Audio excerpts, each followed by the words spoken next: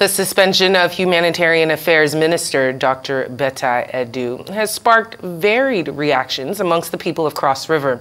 They've stated that it is indicative of an internal crack in the Nigerian civil service, some citizens expressing support for the decision, citing concerns about accountability, while others voice skepticism and seek more information on the circumstances leading to the suspension. Reiterating the need for a thorough investigation into the allegations of misappropriation of funds by the Minister of Humanitarian Affairs and Poverty Alleviation, Betta Edu, they say media trials should be avoided, and the EFCC, as well as the Minister of Finance, should sift through all contradictory information to get to the truth. Evaluates the public service financial management role.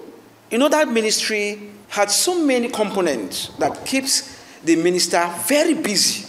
So probably when that document got to her and she's looking at the emergency or the importance of trying to get resolved, without looking at the system, without looking at the due process, without looking at how his approval is supposed to have come, she immediately went ahead and signed that document. But thank God, no money was disbursed, because the Accountant General of the Federation, that is quite aware of financial issues, was able to pause it. And what is really going on there is just a reflection of internal cracks in Nigeria's civil service, the bureaucracy. It's not about whether the Honorable Minister, Dr. Betta Edu, had given approvals for the lodgement of such amount. It's not even the case about whether she had made a request to the Office of the Accountant General to make those particular lodgements. It's about how was it even possible in the first place that such lodgements could be made. I believe very strongly that she's going to come off this strong and she's going to learn her lessons, and this is going to help fix our porous bureaucracy. We should be a bit more circumspect when we want to address issues like this. We should give the other party a chance to also defend themselves. At the point where we are now is basically an allegation. Yes, mistakes were made.